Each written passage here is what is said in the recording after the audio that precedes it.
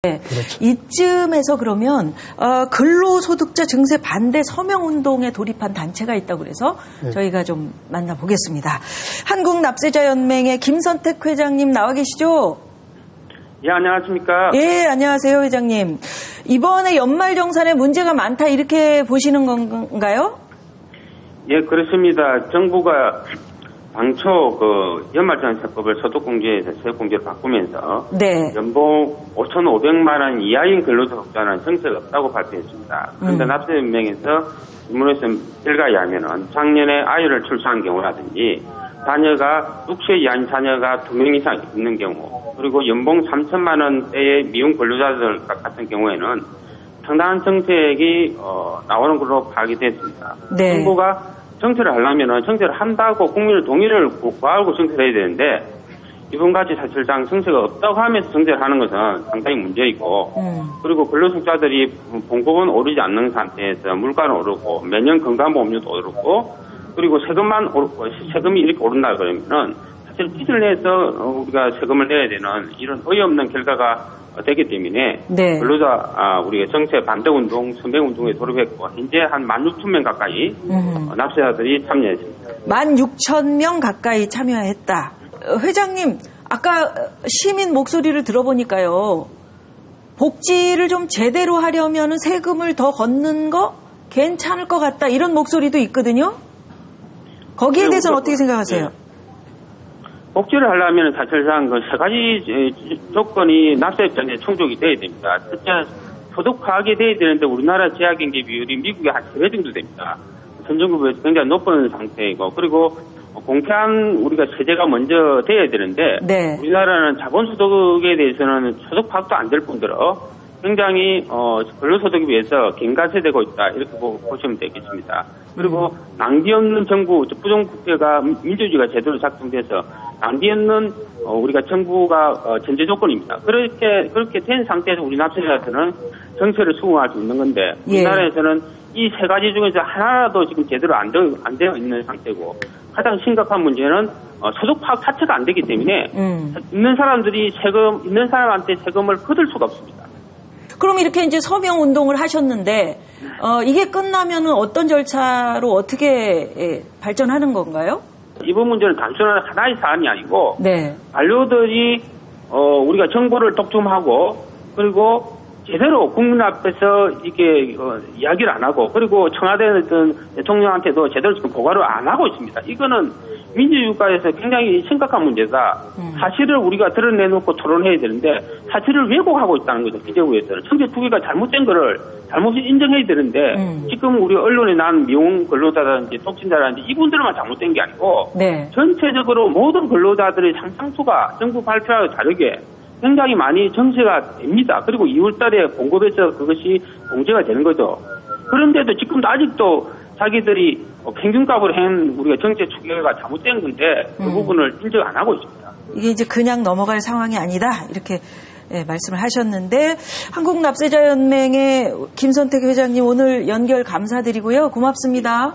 네, 감사합니다. 네, 이런 목소리 들어봤고요. 또 다른 목소리를 가진 분이 계셔서 이번엔 스튜디오로 한번 모셔볼까 하는데요. 바르게 살기 운동 창원시협의회 박종춘 회장 나와 계십니다. 자, 어서 오십시오. 반갑습니다. 안녕하십니까. 안녕하세요. 네, 반갑습니다.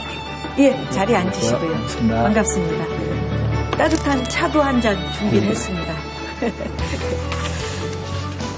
제가 얘기를 들어보니까 우리 회장님께서는 신대양 주식회사 운영하고 계신다고요. 네, 그렇습니다. 중소기업이요. 네, 중소기업입니다. 요즘 중소기업 운영하시기 괜찮으세요? 어떠세요? 상당히 지금 어려움이 많습니다. 인건비는 오르고 네. 또 납품대금은 동결력이 또 인하되고 있습니다. 그런 가운데서 매출이 IF 때보다 더 힘들어지고 있다는 그런 이야기가 들리고 있고 동경업계나 중소기업 하는 사람들이 많이 좀 어려움을 호소하고 있습니다. 그러시군요. 네. 근데 세금 올리는 문제에 대해서는 어떤 생각을 갖고 계시다고요? 세금은 지금 현재 이 논란이 뜨겁게 이루어지고 있습니다만은 아마 이 복지 부분 때문에 그렇지 않나 생각이 듭니다. 복지 부분은 선진국이 될수록 해야 된다는 것은 누구나 인정은 하고 있지만 예. 현실적으로 그 부분이 세원이 있어야 되기 때문에 그 부분은 좀 서로 간의 의견이 좀 많이 있는 것 같습니다. 서로 간의 이견이 많이 있는 것 같다 하셨는데 예. 회장님 생각은 어떠세요?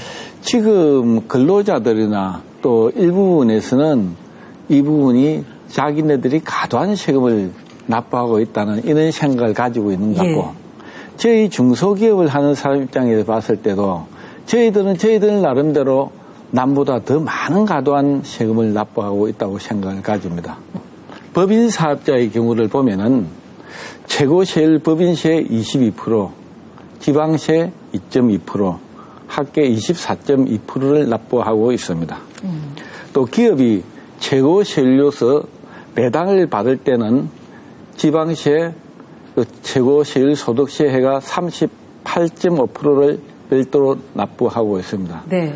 중소기업을 하면서 법인세도 내고 동일인이 배당도 받을 경우에는 최고세율 62.7%를 납부하고 있는 실정입니다. 과연 67.2%를 납부하면서도 좀 더 많은 부담을 해야 되는지 이 부분에 대해서는 한 번 더 생각해 볼 필요가 있지 않나 생각을 가지고 봅니다. 회장님 입장에서는 어떻게 생각했어요? 아까 그 법인세 얘기는 우리도 이제 중소기업으로서 돈을 많이 내서 근로자들이 지금 주장하는 바와 같이 우리도 힘들다 이런 얘기 하셨잖아요. 예. 그러나 저희 입장에서 봤을 때는 법인 자체에 있어서 자금을 확보만 하고 투자를 하지 않고 기업에 쌓아두는 이런 부분에 의해서 경제가 돌아가지 않는 이런 부분이 있는 것 같습니다. 네. 이 부분을 해결하기 위해서는 법인 세율을 차등해서 인상을 하는 부분도 필요하지 않나 생각이 가지고 봅니다. 그리고 투자 공제 부분을 축소할 것이 아니고 제가 볼 때는 확대를 해서 투자를 하는 기업에 대해서는 조금 세율을 공제를 확대하면 좀 줄여주는 효과가 있습니다. 예. 그렇게 해서 투자를 활성화시킬 수 있도록 해주는 것도 좋지 않겠나는 생각을 가져봅니다. 우리 저도 하나 좀 여쭤보고 싶은 게. 대표님 끄덕끄덕 하셨어요. 예. 근데 마지막엔 중요한 말씀을 해주셨는데 사실 이제 지금 우리나라 중소기업이 고용의 88%를 담당하고 있거든요. 네.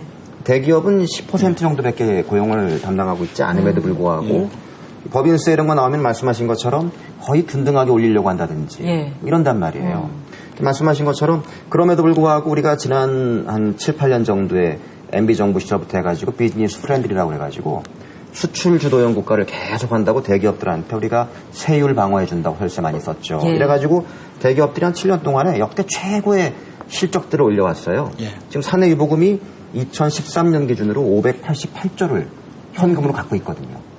그러면 투자를 안 한단 말이에요. 예. 그런데 실질적인 법인세 이 담세율은 19%에서 16%로 줄여줬어요.